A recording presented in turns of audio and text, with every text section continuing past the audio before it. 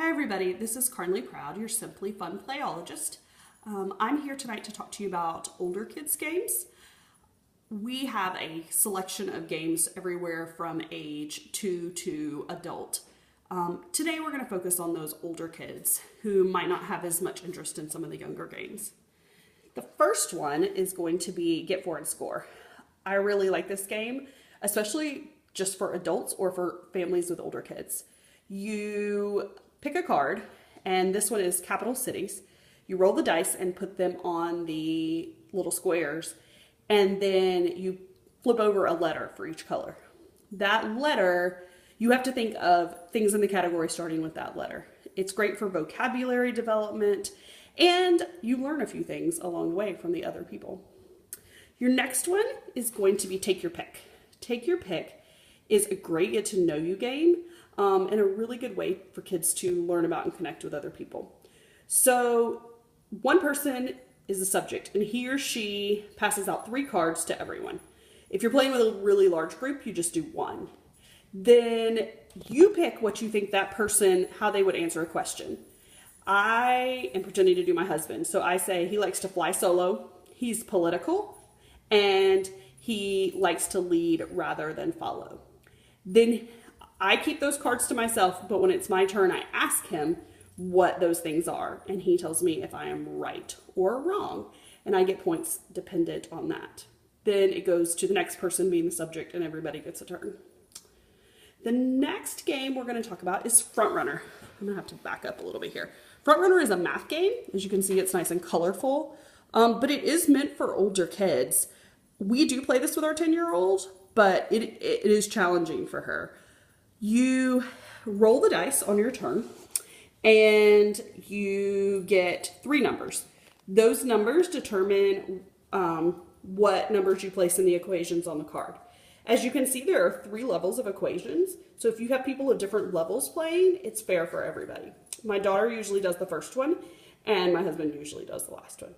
It's handy to have extra pieces of paper around for this one.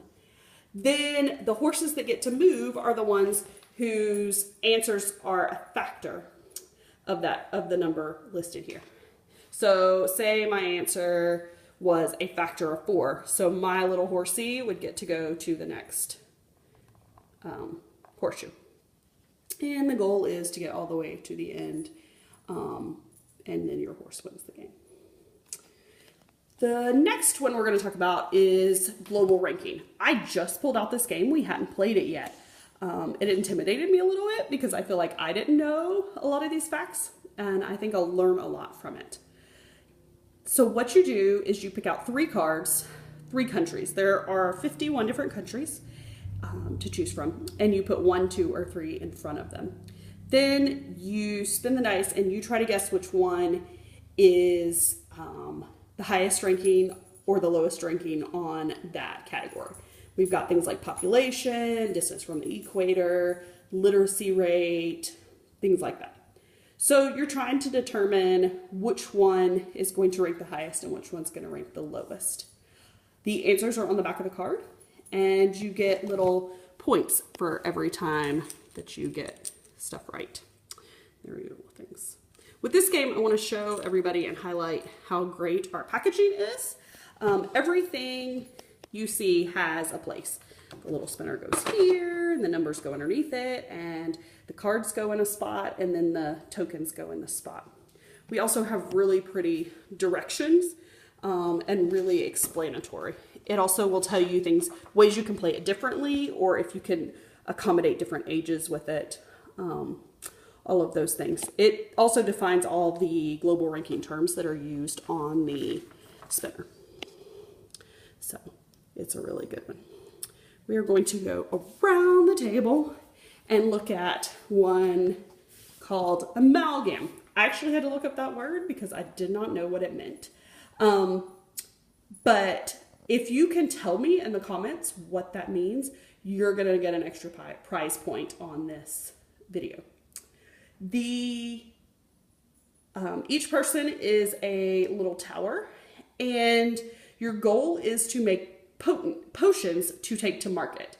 And the most potent potions get more points. And the goal is to get the most points.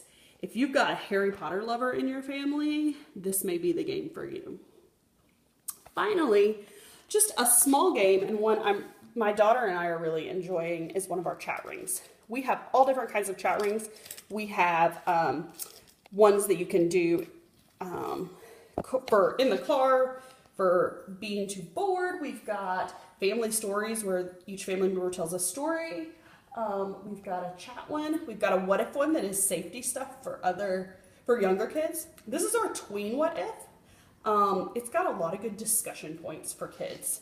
Let's do a sample one. I'm going to open it up. I don't know what it's going to be. Social interactions. What if someone tells me I have bad table manners? And so as a family, you can talk about how you would react to that, and all of those things. Let's see. We've got goals and aspirations. Oh, this is a good one. What if I want to have a better relationship with my parents? These would be good for slumber parties, for friends. We do these in the car when we're traveling. So that's one of my favorites. They're very inexpensive and lots of fun. So remember, your bonus point can come from telling me what the definition is of amalgam, which is the name of our potion making game. I hope you enjoyed this video and found the perfect game for your older child.